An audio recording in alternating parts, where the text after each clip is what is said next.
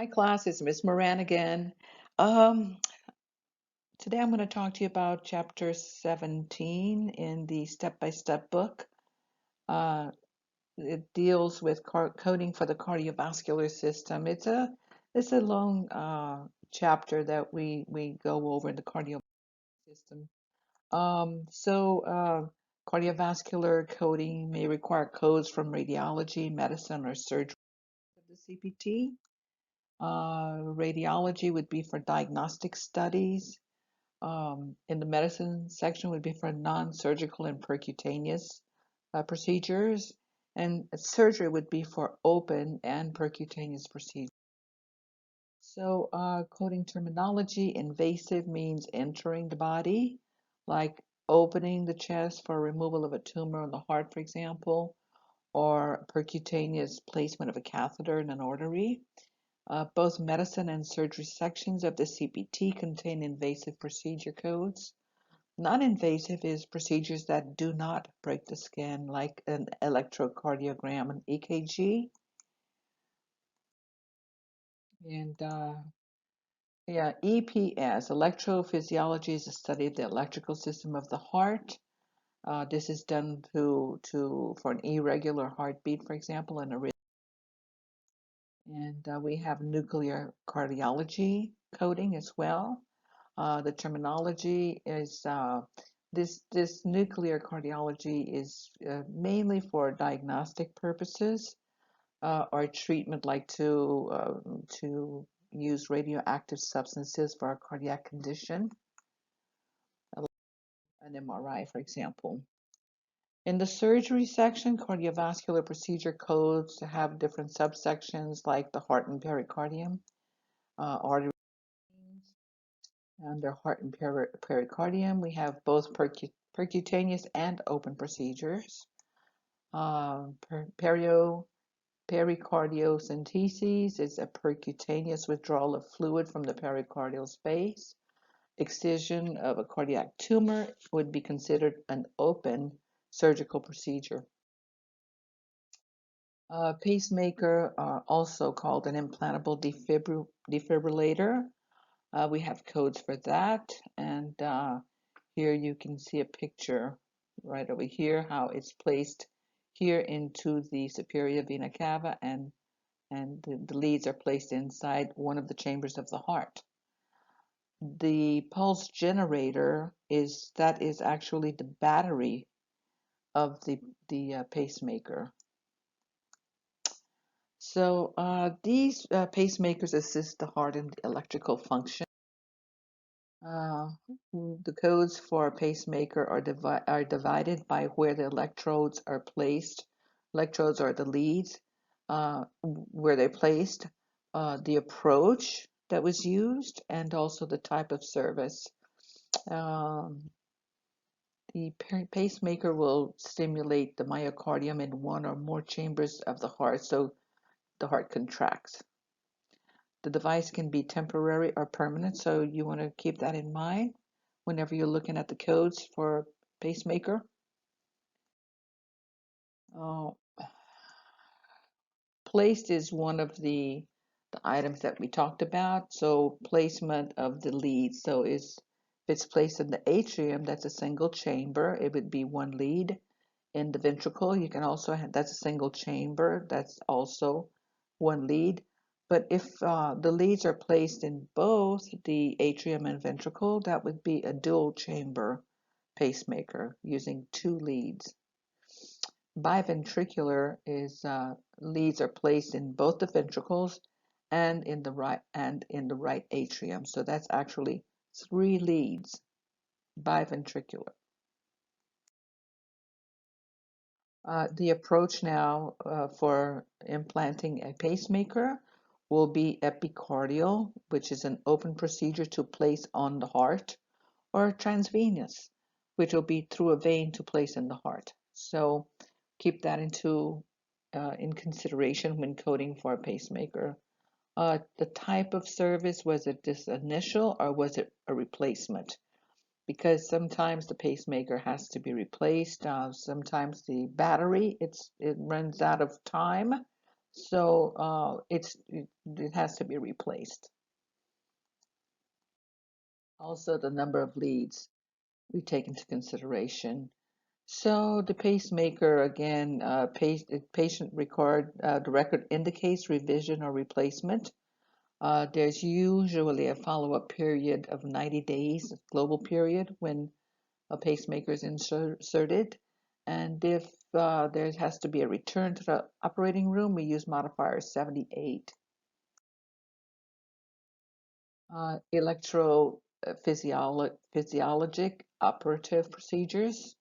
The surgeon repairs defect causing an abnormal rhythm. The codes are based on the reason for the procedure, the approach, and if cardiopulmonary bypass was used.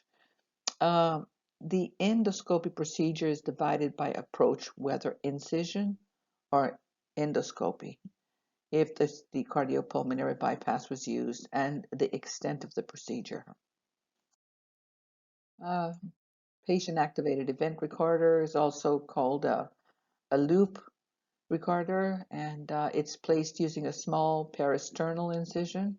The codes are going to be based on the device being inserted or removed. The valves, here we go. Codes for the valves are divided on the valve and if cardiopulmonary bypass is used. And we remember the valves, aortic, mitral, tricuspid, and pulmonary. So a transcatheter aortic valve replacement and or implant. Coronary artery bypass graft is also, we call it CABG, C-A-B-G, CABG. Uh, Codes are based on what was used in the repair. Was it a vein? Was it an artery? Was it both a vein and an artery? Now, remember coronary artery bypass. The arteries on the outside of the heart there um, oftentimes get obstructed, and that's the artery that is being grafted. It's a coronary artery. So the codes also are based on the number of bypass grafts that were performed, and if a vein or arterial graft was used, like for example, 3 venous grafts. Venous would be 3 veins that were grafted.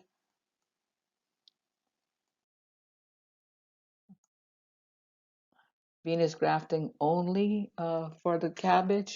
The codes are divided based on the number of grafts being placed. Procurement of the saphenous vein is included in the procedure and not coded separately when retrieved through an open incision. We have an add-on code that is reported separately. For endoscopic surgical video-assisted harvest, we have an add-on code, and we do not use modifier 51 on these codes. Again, your artery grafting is based on the number of grafts.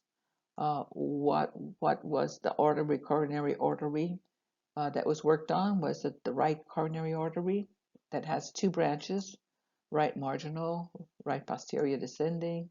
We have the left main artery that has 7 branches. You can see them right over here. Several codes for the myocardial resection repair of a ventricular septal defect and ventricular restoration procedure. Codes are based on obtaining, also included obtaining the artery for grafting is included in the codes, except when procuring an upper extremity artery or upper extremity artery.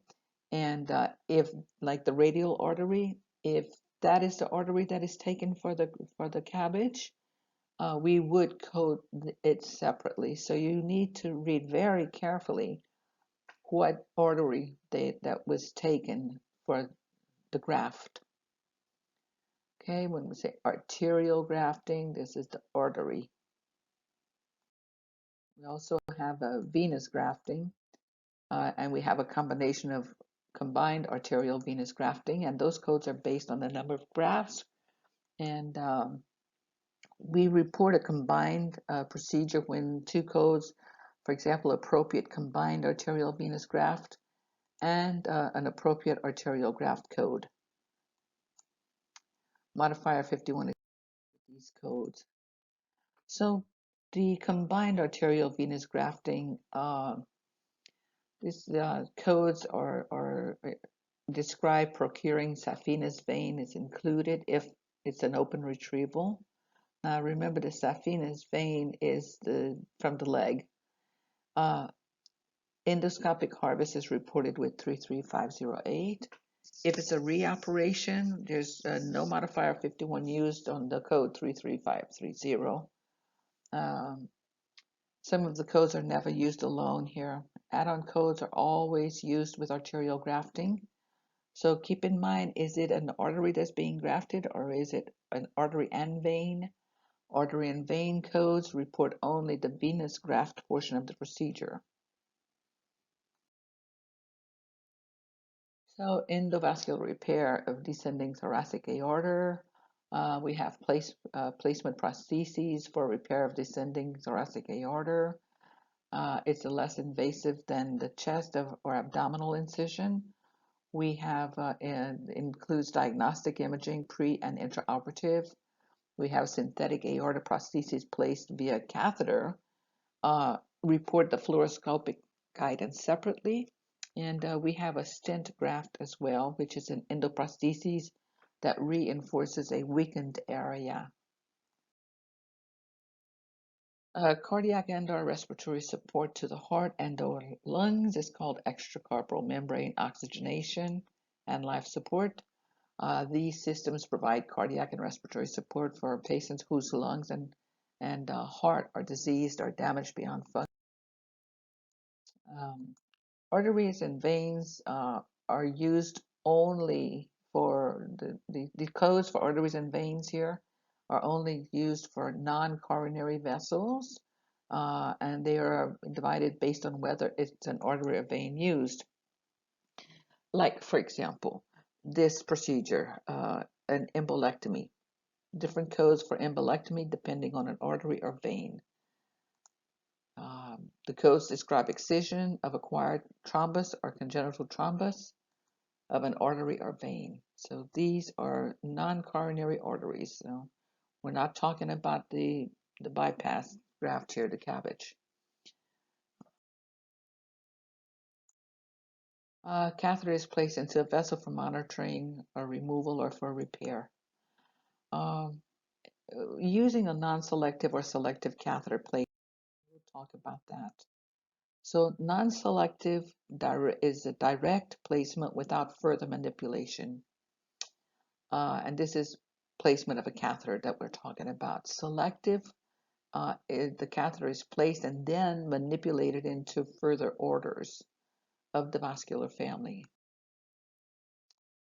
Here's an example, non-selective 36000, introduction of needle into vein. That's just right there into the vein and the needle is not further manipulated.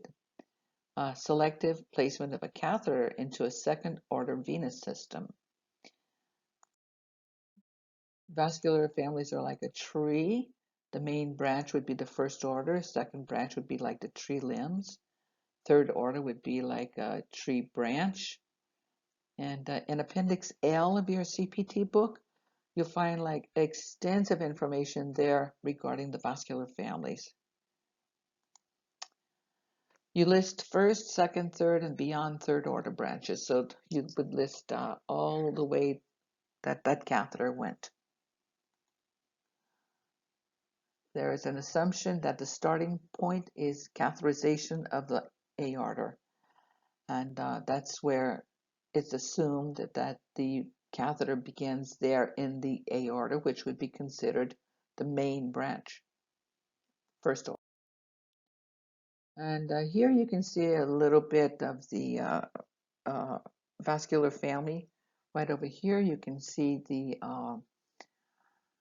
aorta, and then you can see these bones here, the clavicles, and then you see the first order, and then you see the second order, which is the right common carotid artery, and the third artery, right and internal and external carotid arteries, and the fourth order where you can see the lingual artery. So you can see it's like a tree. So we need to read about documentation very well and remember our anatomy when coding. Report the furthest extent of the catheter placement in a vascular family. Embolectomy, thrombectomy. Embolus is a dislodged thrombus. Thrombus is a mass of material in a vessel. We can use a balloon removal that's threaded into a vessel, and the balloon is inflated under mass and then pulled out with the mass. Embolectomy, removal of an embolus. Venous reconstruction types of repairs, like maybe valve for the valve of the femoral vein, or maybe reconstruction of the vena cava or the saphenopopliteal vein anastomosis. Then we move on to aneurysms, a ballooned or weakened area of a vessel. So to code for that, we need to know the type of prosthesis that's being used. We need to look at where is the aneurysm located, and any additional services to facilitate placement of the endograft, whether an open artery access was performed, and if so, was conduit created, and whether it was an open repair that was required. Endovascular repair of abdominal aortic aneurysm. There are extensive notes throughout these code sections, 34701 all the way to 06. The codes include access, catheter manipulation, balloon angioplasty, stent placement, and site closure. Other procedures could be performed at the same time. If so, we would code those separately. In the vascular repair of the iliac aneurysm, there's extensive notes again. The codes include position and deployment of the stent or balloon angioplasty. Report separately any open femoral or iliac artery exposure or introduction of guide wires or catheters. And if it's an extensive artery repair or replacement, we have to code that separately. Arteriovenous fistula is an abnormal passage. The repair for that fistula